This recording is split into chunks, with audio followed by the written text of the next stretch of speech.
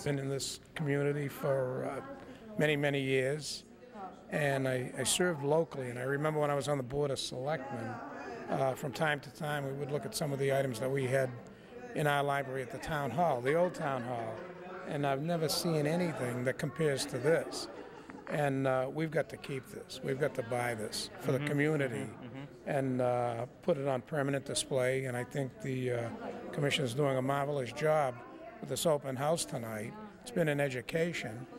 And I mentioned earlier, if there's anything I can do to help, I'm ready, willing, and able. If you had your way, where would you put all this?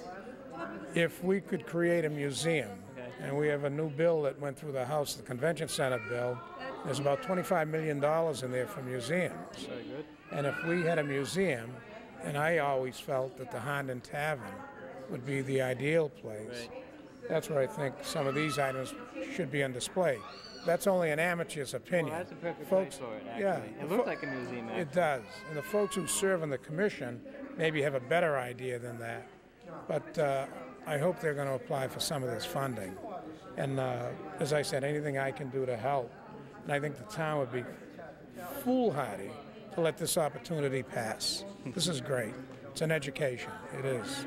Any relatives in this collection of yours? Oh, no. My first member of my family was my father, and I think he bought that lot of land in 1949 on Dayton Drive, and we moved up here full-time in 1955, and I was going to school, living at my dad's home, and then I bought my own house, first house here in 1961. So we've been here a while, but nothing that predates this. Yeah, this is incredible. This is marvelous, and it brings back a lot of memories.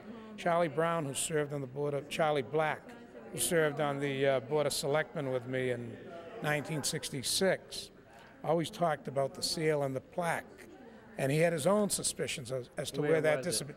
And he always felt that someone, shall we say, picked it up and never returned it. Right.